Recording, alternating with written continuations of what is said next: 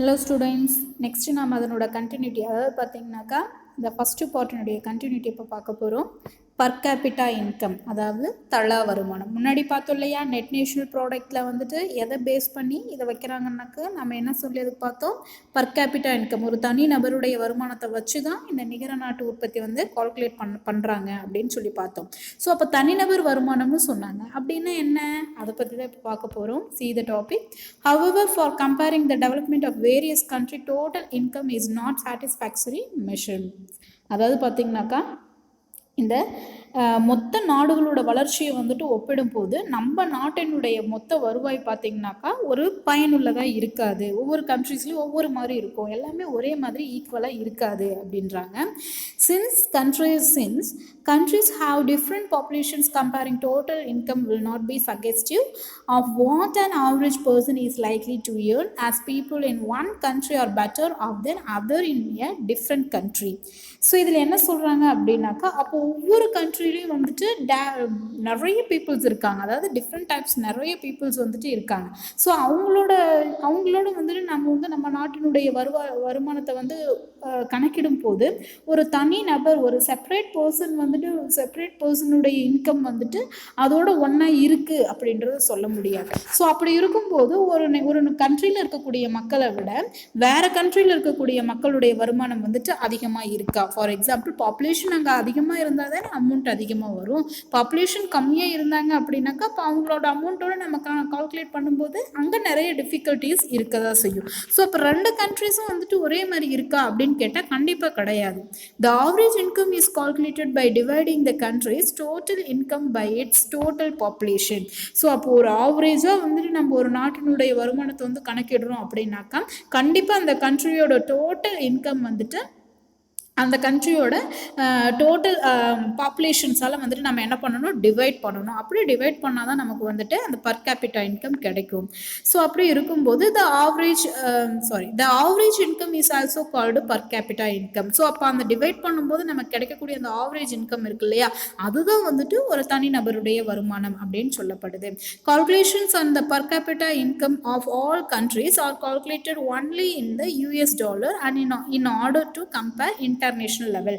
So அப்போ பார்த்தீங்கன்னாக்கா நம்ம வந்து ஒரு பர் கேபிட்டா இன்கம் கால்குலேஷன் பண்ணுறோம் அப்படின்னாக்கா எல்லா நாடுகளுடைய பர் கேபிட்டா இன்கம்மை வச்சு நம்ம என்ன பண்ணலாம், ஒரு சர்வதேச அளவில் இன்டர்நேஷ்னல் லெவலில் வந்துட்டு நம்ம வந்து ஒப்பிடுறோம் அப்படின்னாக்கா அது எந்த நாட்டுடைய அமௌண்ட்டை வச்சு நம்ம வந்து அது ஒப்பிடுவோம்னு சொல்கிறாங்க, US டாலர். ஏன்னாக்கா அமெரிக்கா டாலர் தான் பார்த்திங்கன்னா எல்லா நாட்டினுடைய அமௌண்ட்டை விட பெரிய மதிப்பு வேல்யூ இருக்குது. ஸோ அதனால் நம்ம ஒவ்வொரு அமௌண்ட்டையும் நம்ம என்ன பண்ணுவோம், ஒவ்வொரு நாட்டினுடைய அமௌண்ட்டையும் வந்துட்டு இந்த US டாலரோட வச்சு தான் நம்ம வந்துட்டு ஒப்பிடுவோம். ஃபார் எக்ஸாம்பிள், இன்னார் இந்தியன் ஒரு சின்ன ஒரு எக்ஸாம்பிள் வச்சுக்கலாம். இப்போ நம்ம நாட்டில் இருக்கக்கூடிய 1 ரூபி இருக்கு இல்லையா, அந்த 1 ரூபியோட மதிப்பு எவ்வளோ அப்படின்றது வந்து நம்ம US டாலரோட ஒப்பிடுறோம்னு வச்சுக்கோங்களேன். அப்படி இருக்கும்போது பாருங்க, நம்ம நாட்டினுடைய இந்தியன் 1 ரூபி இருக்கு இல்லையா, இந்த இந்தியன் 1 ரூபி பார்த்தீங்க அப்படின்னாக்கா US டாலரில் வந்துட்டு எவ்வளோன்னு சொல்லி சொல்கிறாங்க, 149. அதாவது பார்த்தீங்கன்னா 1 ரூபிக்கு அவங்களுக்கு வந்து 149 ரூபாய் அப்படின்ற ஒரு அப்ராக்சிமேட்லாம் ஒரு கணக்கு வச்சுக்கலாம். அதுவே ஈரோவோட காயின் பார்த்தீங்க அப்படின்னாக்கா இப்போ வந்துட்டு எவ்வளோ இருக்குது, 135. அப்போ இருக்கிறதுலே பார்த்தீங்க அப்படின்னாக்கா எது வந்துட்டு ரொம்ப அதிகமாக இருக்குன்னு சொல்கிறாங்க, US டாலர். ஸோ அப்போ நம்ம நாட்டில் 1 ரூபாய் அப்படின்னாக்கா அந்த யூஎஸ்ல வந்துட்டு 149 ரூபாய்க்கு சமம். அப்போ எந்த நாட்டினுடைய அமௌண்ட் வந்துட்டு வேல்யூ அதிகம்னு சொல்றாங்க, US. ஸோ அப்போ எப்படி பார்த்தாலுமே நம்ம நாட்டில் இருக்கக்கூடிய எல்லா கண்ட்ரீஸோட அமௌண்ட்டை விட டாப் அமௌண்ட் எது அப்படின்னு சொல்லி பார்த்தீங்கன்னாக்கா இந்த US டாலர் தான். ஓகேம்மா, நெக்ஸ்ட்டு பாருங்கள், பர் கேபிட்டா இன்கம். ஸோ இதில் பார்த்தீங்கன்னாக்கா ஒரு டூ யூ நோவில் கொடுத்துருக்காங்க, இந்த தனிநபர் வருமானத்தை வச்சு சொல்லியிருக்காங்க. According to the World Bank report, new income measurement of countries are classified as below 2017 to 18. அதாவது பார்த்தீங்கன்னாக்கா 2017 to 18 வரைக்கும் இருக்கக்கூடிய அந்த ஒரு புதிய அளவீடை வச்சு தான் பார்த்தீங்கன்னா வேர்ல்டு பேங்க்லேருந்து என்ன பண்ணியிருக்காங்க, நம்ம நாட்டினுடைய வருமானத்தை வந்து ஒரு மெஷர் பண்ணியிருக்காங்க. ஸோ இதில் பார்த்தீங்கன்னாக்கா ஃபஸ்ட்டு வந்துட்டு types of countries and per capita income US dollars. அதாவது பார்த்தீங்கன்னாக்கா எந்தெந்த கண்ட்ரீஸில் எவ்வளோ வந்துட்டு யூஎஸ் டாலருக்கு கம்மியாக இருக்குது, கிரேட்டர் தென் லெஸ் தென் கொடுத்துருக்காங்க அந்த சிம்பிளில் பாருங்கள். ஃபஸ்ட்டு வந்துட்டு லோ இன்கம்.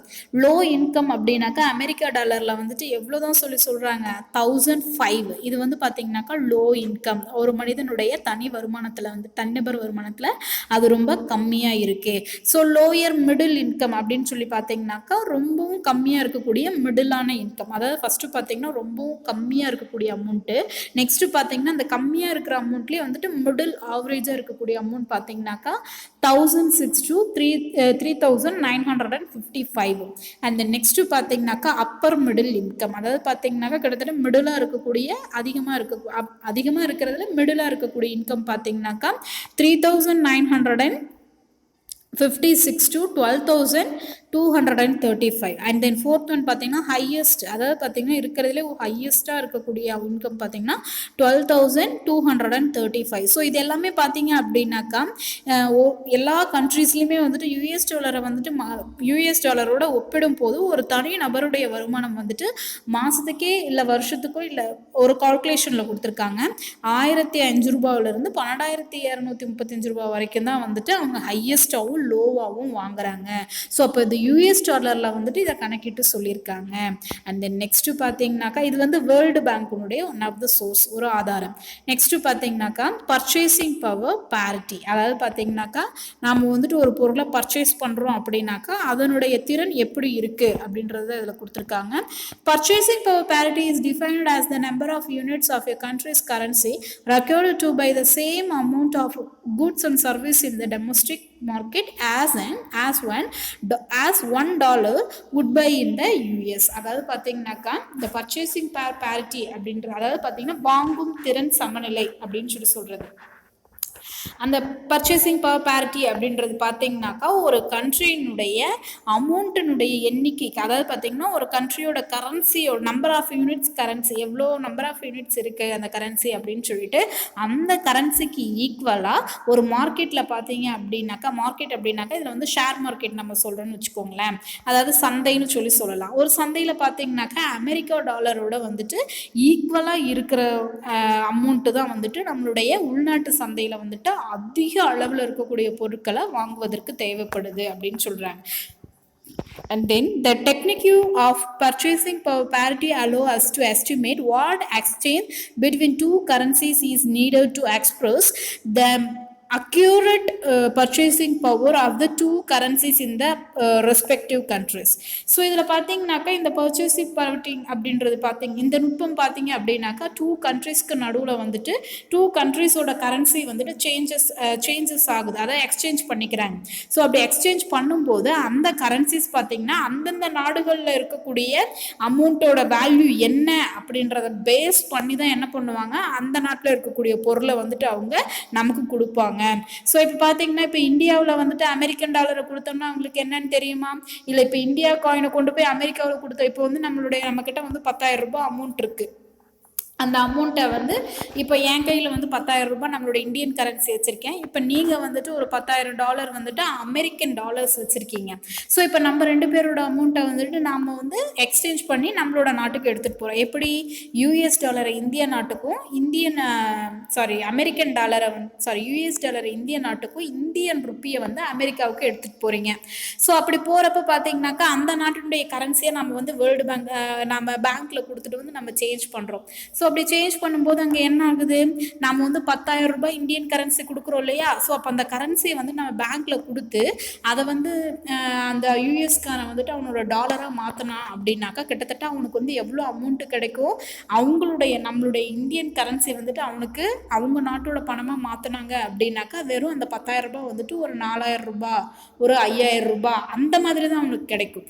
அதுவே இப்போ அந்த $10,000 நம்மளுடைய இந்தியன் கரன்சிக்கு நம்ம கன்வெர்ட் பண்ணால் எப்படி கிடைக்கும், நமக்கு 70,000 80,000 அப்படின்னு சொல்லி நமக்கு அமௌண்ட் தருவாங்க. ஸோ அப்போ இந்த 2 நாட்டினுடைய காயின்ஸ் பார்த்தீங்க அமௌண்ட்டு பார்த்தீங்க அப்படின்னாக்கா 2 நாட்டுக்கும் எக்ஸ்சேஞ்ச் பண்ணும்போது அதனுடைய வேல்யூவை பொறுத்து தான் நம்ம என்ன பண்ண முடியும், ஒரு பொருளை வந்துட்டு சந்தையில் வாங்க முடியும். ஸோ அப்போ அந்த வேல்யூவை மதிப்பிடுறது தான் பார்த்தீங்க அப்படின்னாக்கா பர்ச்சேசிங் பவர் பேரிட்டி அப்படின்னு சொல்லி சொல்கிறாங்க. அண்ட் தென் நெக்ஸ்ட்டு பாருங்கள், recently India became the third largest economy in terms of triple P. China become the largest, defeating the US to the second position. So இதில் என்ன சொல்லியிருக்காங்க அப்படின்னு சொல்லி பார்த்தீங்கன்னாக்கா, நம்மளுடைய பர்ச்சேசிங் பவர் பேரிட்டியை வந்துட்டு பேஸ் பண்ணி பார்க்கும்போது நம்மளோட இந்தியா வந்துட்டு தேர்டு பொசிஷன்லையும் அண்ட் சீனா பார்த்தீங்க அப்படின்னாக்கா ஃபர்ஸ்ட் பொசிஷன்லையும் இருக்கு அப்படின்னு சொல்லி சொல்கிறாங்க. ஸோ அப்படி பார்க்குறப்போ நம்மளுடைய கண்ட்ரியில் பார்த்தீங்க அப்படின்னாக்கா இப்போ வரைக்குமே என்னது, நம்ம வந்து அமௌண்ட் வந்துட்டு இன்க்ரீஸ் பண்ணுறதுல வந்து தேர்ட் பிளேஸில் தான் இருக்கும். அந்த நெக்ஸ்ட் பார்த்தீங்கன்னா ஹியூமன் டெவலப்மெண்ட், அதாவது மனிதவள மேம்பாட்டு குறியீடு. So see that human resource is necessary for the progress of any country. The term human resources refers to the collective abilities of people which can be utilized in the protection sector. So ஒரு நாட்டின், அதாவது ஒரு கண்ட்ரியினுடைய முன்னேற்றத்துக்கு பார்த்தீங்க அப்படின்னாக்கா இந்த human development அப்படின்றது ரொம்ப இம்பார்ட்டன்ட். ஒரு நாட்டில் பார்த்தீங்கன்னாக்கா ஒரு மனிதனுடைய வளம் அப்படின்றது பார்த்தீங்கன்னா அந்த மனிதன் செய்யக்கூடிய அவனுடைய சக்தி, அவனுடைய தேவைகள், அவனுடைய வலிமை, அவன் செய்யக்கூடிய வேலை, இதை பொறுத்து தான் நம்ம என்னன்னு சொல்கிறது மனித வள மேம்பாடு அப்படின்னு சொல்கிறோம். மெஷின்ஸை வச்சே நம்ம எல்லா வேலையும் செய்ய முடியாது இல்லையா, அந்த மெஷினையும் ஆப்ரேட் பண்ணுறதுக்கு ஒரு மனிதன் தேவை இல்லையா. மெஷின் அதுவே ஆன் ஆகிக்குமா, அதுவே ஆஃப் ஆகிக்குமா, கிடையாது. மெஷினுங்கிறதையும் உருவாக்குறது மனிதன். ஸோ அப்போ மனிதனுடைய மேம்பாடு எப்படி இருக்குது அப்படின்றது சொல்லியிருக்காங்க. The term human resources refers to the collective abilities of people which can be utilized in the protection sector. So அப்போ ஒரு ப்ரொடெக்ஷன் செக்டார் ஒன்று இருக்குது, அப்படி ஒரு உற்பத்தி துறை இருக்குது அப்படின்னாக்கா அந்த உற்பத்தி துறையை வந்துட்டு மனிதன் எந்த அளவுக்கு வந்து பயன்படுத்தி அவன் வந்து மக்கள்கிட்ட கொண்டு போய் சேர்க்குறான் அப்படின்றது அதில் சொல்லியிருக்காங்க. Human resource development means the development of a person physical and mental abilities through education, health care and training. So ஒரு மனிதவள மேம்பாடு, அதாவது ஒரு ஹியூமன் ரிசோர்ஸ் டெவலப்மெண்ட் அப்படின்றது பார்த்தீங்கன்னா ஒரு ஹியூமன் பீனுடைய அவனுடைய உடலை பற்றி, அவனுடைய உடல் திறனை பற்றியும், அவனுடைய மென்டல் அதாவது மனத்திறனை பற்றியும், அண்ட் தென் அவன் எந்த அளவுக்கு வந்து ஹெல்த் அண்ட் ஹைஜீனிக்காக இருக்கான் அப்படின்றதனுடைய மூலம் அப்படின்ற விஷயங்கள் எல்லாத்தையும் வந்துட்டு மேம்பாடு பண்ணுறது ஆகும் அப்படின்றாங்க.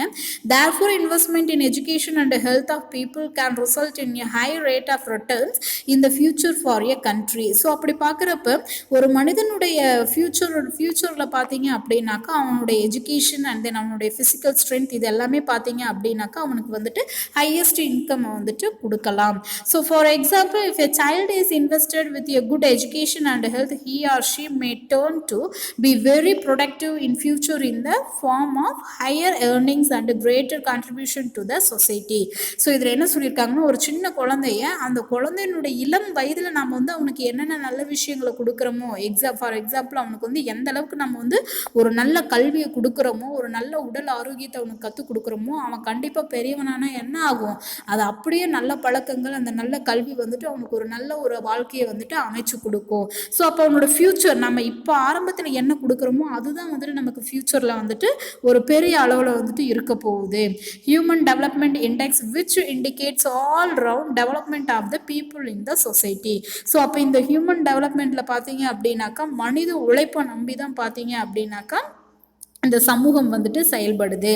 இந்த past economics believed that the rate of economic growth of nations could be increased only by increasing investment in physical capital. So அதில் பார்த்தீங்கன்னாக்கா ஒரு பெரிய கண்ட்ரிஸ், அதாவது இதுக்கு முன்னாடி பார்த்தீங்கன்னாக்கா இந்த பொருளாதார வல்லுநர்கள் என்ன சொல்லியிருக்காங்கன்னா, ஒரு நாட்டினுடைய பொருளாதார வளர்ச்சி அப்படின்றது அந்த நாட்டில் இருக்கக்கூடிய பணத்தை மட்டும் இல்லாமல் மனிதனுடைய உடல் வலிமையை பொறுத்தும் வந்துட்டு அந்த இன்வெஸ்ட்மெண்ட் வந்து அதிகமாகுது அப்படின்னு சொல்லியிருக்காங்க. But they have realized over time that investment in human capital is as important as investment in physical capital. So அதனால தான் பார்த்தீங்க அப்படின்னாக்கா மனித உழைப்பினுடைய முதலீடு அப்படின்றது பார்த்தீங்கன்னாக்கா அவனுடைய ஃபிசிக்கல் ஹெல்த் மூலமாக செய்யக்கூடிய ஒரு முக்கியமான முதலீடு அப்படின்றது வந்து பின்னாடி நாட்களில் தான் மற்றவங்க எல்லாரும் அதனுடைய இம்பார்ட்டன்ஸை வந்து புரிஞ்சுக்கிட்டாங்க. And then see that one, do you know the Ministry of Human Resource Development is responsible for the development of human resource in India. Its headquarters is situated at Shastri Bhavan in New Delhi. அதாவது பார்த்தீங்கன்னா இந்தியாவில் நம்ம human index human resource development அப்படின்றதுக்காக ஒரு மனித வள மேம்பாட்டு அமைச்சகம் தான் வந்துட்டு இதுக்கு வந்து முழு பொறுப்பு ஏற்றுக்கிறாங்க. ஸோ இதனுடைய ஹெட்குவார்ட்டர் எங்கே இருக்குது அப்படின்னு சொல்லி பார்த்தீங்கன்னாக்கா நியூ டெல்லியில் இருக்கக்கூடிய சாஸ்திர பவன் அப்படின்ற ஒரு பிளேஸில் வந்துட்டு அமைஞ்சிருக்கு. அந்த நெக்ஸ்ட்டு பாருங்கள், வாட் இஸ் ஹெச்ஐடி? ஹெச்ஐடினா என்னன்னு தெரியுமா? இப்போ தான் சொன்னேன் இல்லையா, ஹியூமன் டெவலப்மெண்ட், மனித வள மேம்பாடுனா என்ன, அதனுடைய இண்டெக்ஸ்ன்னு சொல்கிறாங்க, அப்படின்னா குறியீட்டு எண்ணுலாம் அர்த்தம். அதனுடைய குறியீட்டு எண்ணுன்னு சொல்கிறாங்க, அப்படின்னா என்ன? ஸோ இதில் பார்த்தீங்கன்னா ஒரு 3 பிக்சர்ஸ் கொடுத்துருக்காங்க. ஸோ ஃபஸ்ட் பிக்சர் பார்த்தீங்க அப்படின்னாக்கா ஒரு குழந்தை பிறந்து, ஒரு குழந்தை வந்து ஒரு பர்த்திங் பேபி இருக்குது. நெக்ஸ்ட்டு பார்த்தீங்கன்னாக்கா எஜுகேஷன் லெவல், ஒரு டீச்சர் என்ன பண்ணுறாங்க, போர்டில் வந்து டீச் பண்ணுறாங்க.